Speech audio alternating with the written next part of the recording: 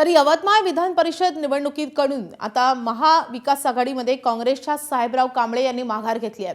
यावरून यवतमाळ काँग्रेसचे जिल्हाध्यक्ष सचिन पाटील यांनी जोरदार टीका केली आहे। साहेबराव कांबळे यांनी पक्षासोबत विश्वासघात करत पाठीत खंजीर खुपसला। पक्षासोबत कुठलीही चर्चा न करता त्यांनी परस्पर माघार घेतली आहे आणि त्यामुळे हे लोकशाहीचं वस्त्रहरण आहे अशी टीका काँग्रेसचे जिल्हाध्यक्ष सचिन नाईक यांनी केली आहे।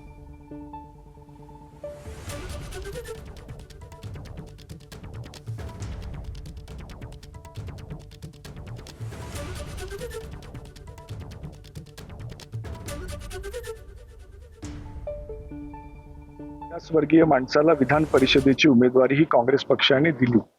अत्यंत विश्वासाने काँग्रेस पक्षाने ही उमेदवारी दिली की उपेक्षित घटकांना त्यांचे प्रतिनिधी या सभागृहात गेले पाहिजे, म्हणून काँग्रेस नेतृत्वाने संवेदनेने विचार करून ही साहेबराव कांबळे यांना उमेदवारी दिली। पक्षाला कोणतीही सूचना न देता, पक्षाशी कोणतीही चर्चा न करता साहेबराव कांबळे यांनी हे जे कृत्य केलं आहे, खरोखरच हे पक्षाचा विश्वासघात करणार आहे, पक्षाच्या पाठीत खंजीर खुपसणार आहे।